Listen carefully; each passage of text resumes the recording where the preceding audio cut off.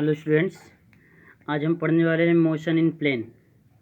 मतलब अगर कोई बॉडी प्लेन में मोशन करता है तब वहाँ पे कौन कौन से फिजिकल क्वांटिटी आपको मिलेंगे।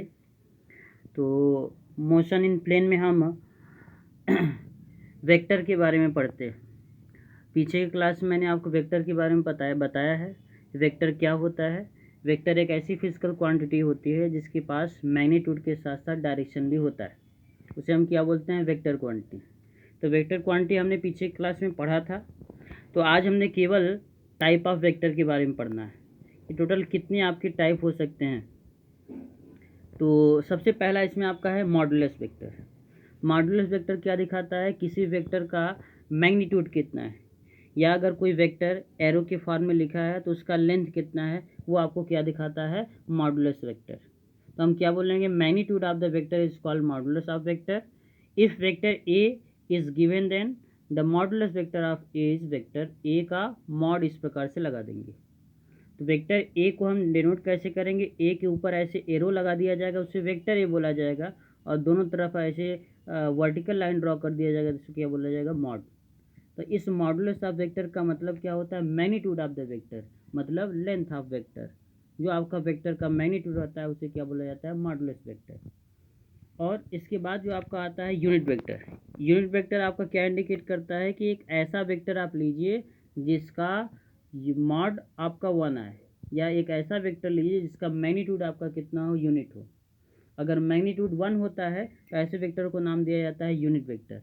तो हम क्या बोलेंगे, a unit vector of the given vector is a vector of unit magnitude and has the same direction of the given vector. It is denoted by A cap. देखिए ए के ऊपर जो आपका इस प्रकार से साइन लगा हुआ है, इसको बोला जाता है कैप। हमारा फार्मूला क्या बनता है, A cap equal to vector A upon mod vector A. मतलब किसी भी वेक्टर में उसके मॉडुलस वेक्टर का जब डिवाइड किया जाता है तब उसको बोला जाता है यूनिट वेक्टर।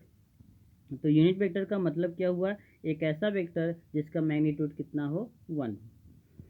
अब नेक्स्ट हमारा आता है इक्वल वेक्टर। इक्वल वेक्टर में क्या होता है कि दो ऐसे वेक्टर लेते हैं जिसमें दोनों के मैग्नीट्यूड भी इक्वल होते हैं और डायरेक्शन भी इक्वल होते हैं। Two vectors are said to be equal vector if they have equal magnitude and same direction. Magnitude भी उनका इक्वल होना चाहिए और एक ही डायरेक्शन में होने चाहिए। तो ऐसे वेक्टर को क्या नाम दिया जाता है, इक्वल वेक्टर। मतलब mod A is equal to mod B. अगर दो वेक्टर ए और बी हैं तो उनके modulus mod A equal to mod B अगर कर दिया जाए तो उसे क्या बोला जाएगा, इक्वल वेक्टर। उसके बाद आता है नेगेटिव वेक्टर। ध्यान दीजिएगा, नेगेटिव वेक्टर में क्या होगा, दोनों वेक्टर के मैग्नीट्यूड तो सेम रहते हैं लेकिन डायरेक्शन अपोजिट हो जाता है। दो ऐसे वेक्टर ले लेते हैं जिनके मैग्नीट्यूड क्या रहे, सेम। जैसे negative vector of a given vector is a vector of same magnitude but opposite direction. एक अगर ऊपर की तरफ है तो दूसरा क्या रहेगा, नीचे की तरफ। देखिए यहाँ पे एक वेक्टर ए है तो उसके ठीक अपोजिट डायरेक्शन में आपका क्या है, माइनस वेक्टर है। तो इसको क्या बोला जाएगा, नेगेटिव वेक्टर। नेगेटिव वेक्टर का मतलब मैग्नीट्यूड सेम रहे लेकिन डायरेक्शन क्या हो जाए, अपोजिट हो जाए। उसके बाद आता है को इनिशियल। नाम से ही पता चल जा रहा है, को इनिशियल मतलब स्टार्टिंग पॉइंट क्या रहे, सेम रहे। जब एक ही पॉइंट से कई सारे वेक्टर ड्रॉ किए जाते हैं तो सभी वेक्टर को बोला जाता है को इनिशियल।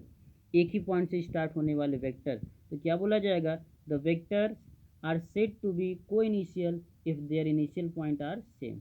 इनका इनिशियल पॉइंट अगर सेम रहता है तो उन्हें क्या बोला जाएगा, को इनिशियल वेक्टर। उसके बाद क्या होता है, कोलिनियर वेक्टर। कोलिनियर वेक्टर का मतलब क्या होता है कि अगर एक से ज़्यादा वेक्टर हैं वो आपका इक्वल वेक्टर भी हो सकते हैं, अनइक्वल भी हो सकते हैं मैग्नीट्यूड, लेकिन वो सभी आपके एक दूसरे के पैरेलल रहें।